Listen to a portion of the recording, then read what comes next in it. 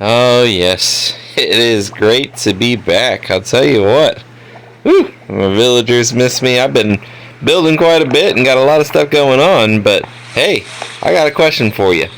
So, what do you know about Minecraft? Now think about this question here.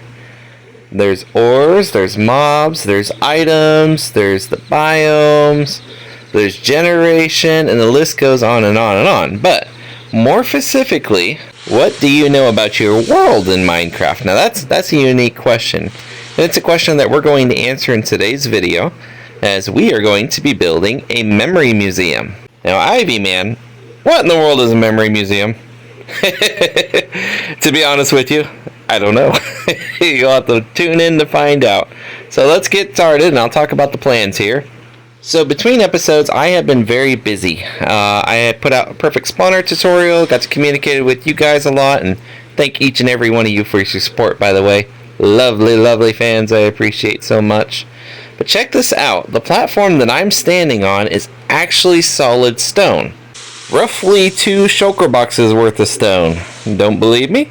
Check this out. So we'll pop in, let's say, right in the middle here, and if we just dig straight on down, look how deep that is. That thing goes pretty deep. In spectator mode, it's even more impressive. There we are. So we can actually see this thing is, in fact, solid stone platform. And it took hours to build. Hey, that's cool. I got a little glow squid down there. We're going to move on for that for a minute, though. But this is actually the main centerpiece to my village. So we have our villagers. They're living over here. This is where the memory museum is going to go. So as you come on down, you're going to come right through the kelp farm. In here, these are the grand steps to what is going to be a memory museum. Oh, I fell into a hole. Why did I do that? Okay, I'm going to talk to you from down here.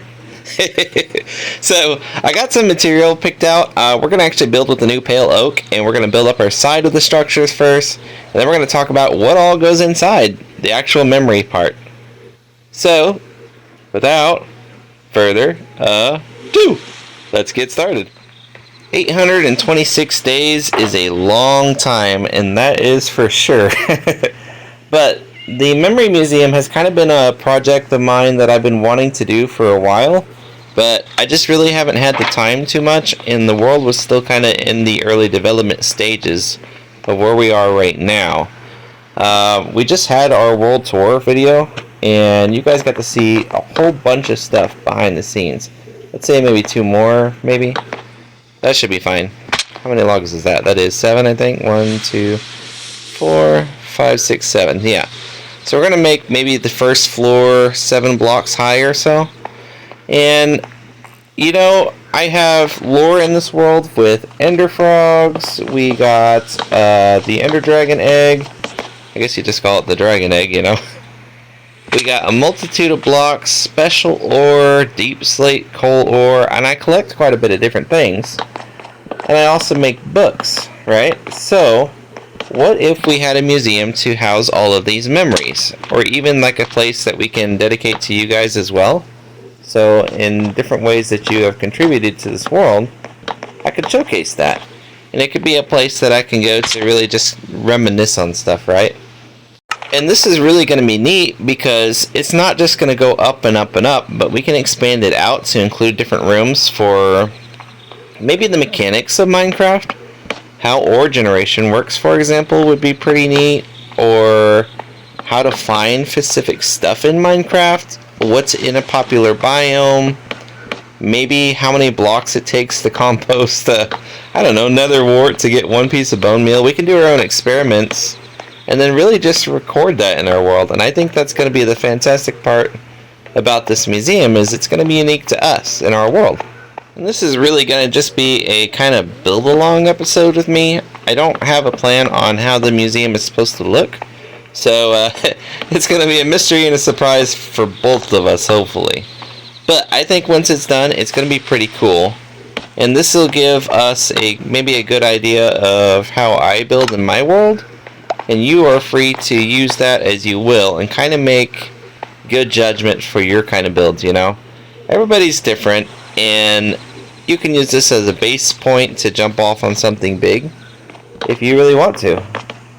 Lately, I've been kind of feeling a little bit stuck here and there, right? So, in my free time, I actually play on a Skyblock server called Skyblock-XYZ. I can go ahead and put a link in the description down there, but I think it's lovely, and I think it's super cool to be able to play on a Skyblock server.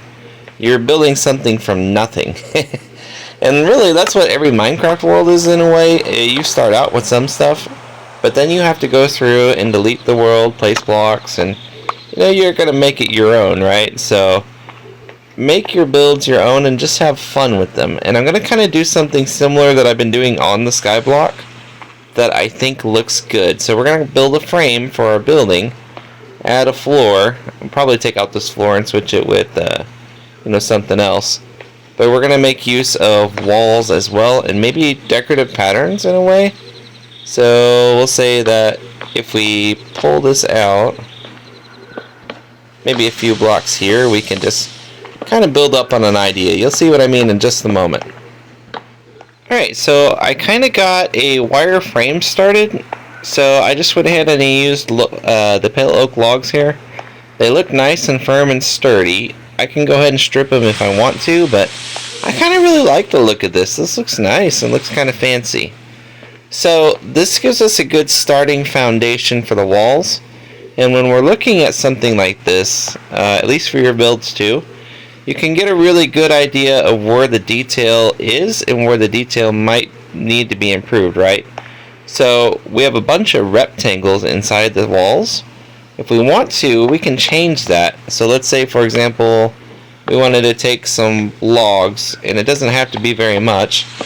We can drop that down, and then we could just cut out the top pieces here, just like that.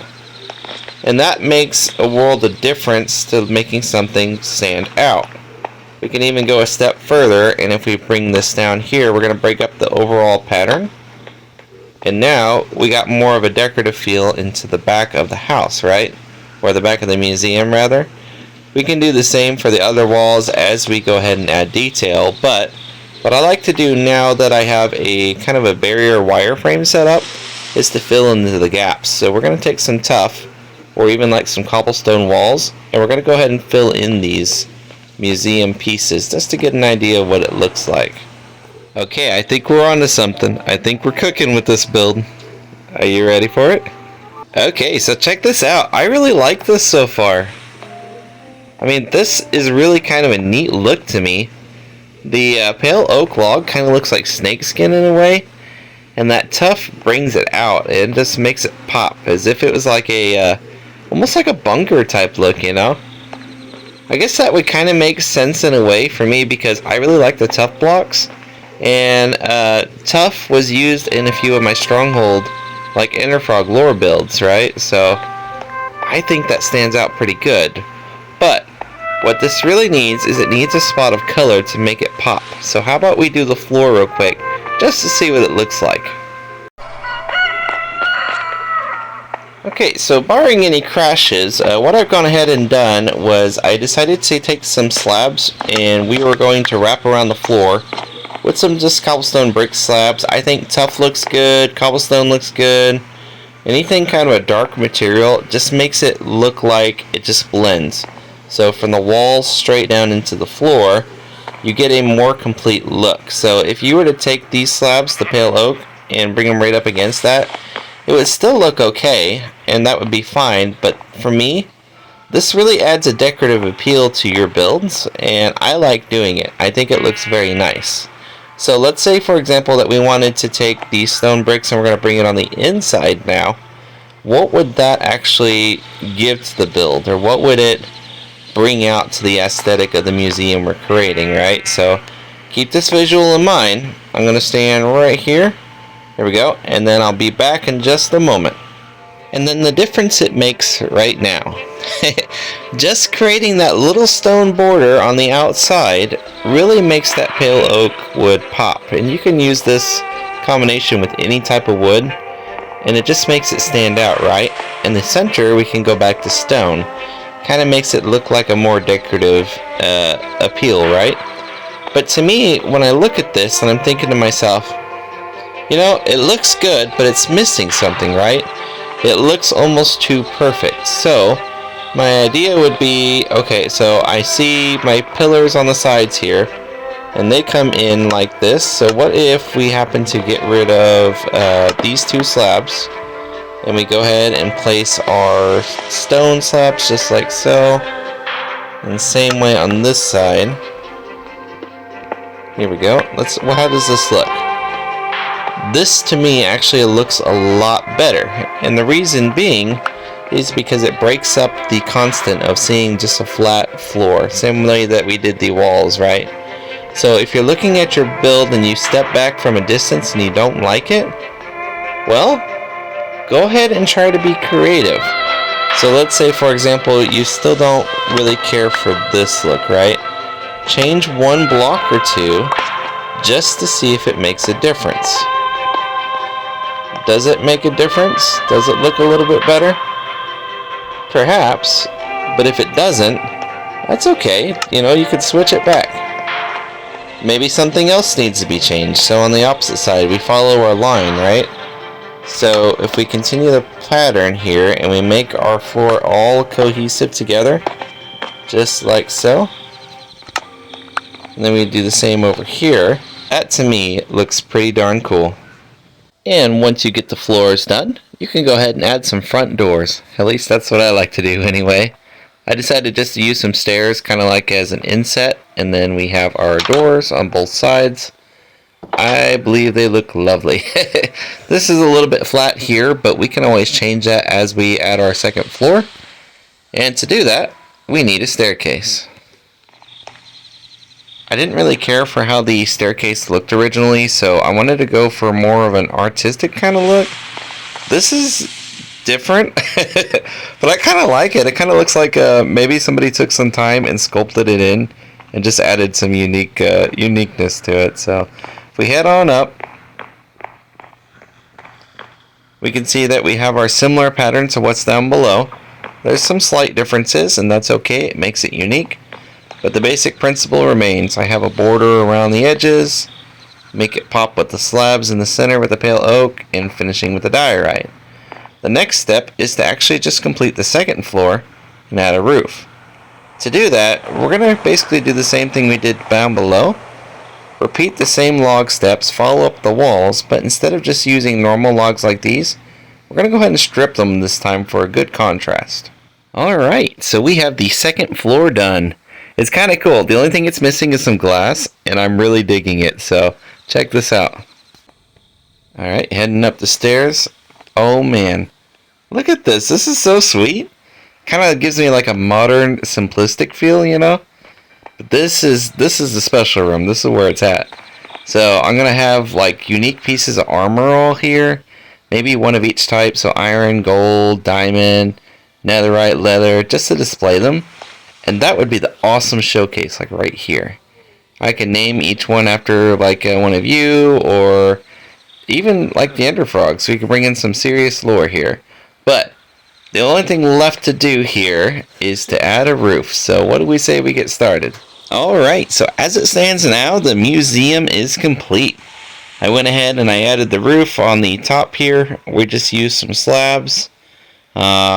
I just kept it simple because I don't know if I actually want to build up on it, maybe expand it up. The top floor is all finished with its nice, sleek, modern design. And this room really makes me happy. I love it. It's so bright and joyful. So yeah, our memory museum is all built. Now we just have to fill it up. So how are we exactly going to fill up the museum? What are we going to add into it? Will there be lore? Will there be special artifacts? Something very glitchy? Well, you'll have to tune into the next episode to find out. Thank you all so much for watching, and your kindness and support really does mean a lot to me. So thank you for being you, and wherever you are, have a great night, great day, and I will see you in the next episode of RealismCraft.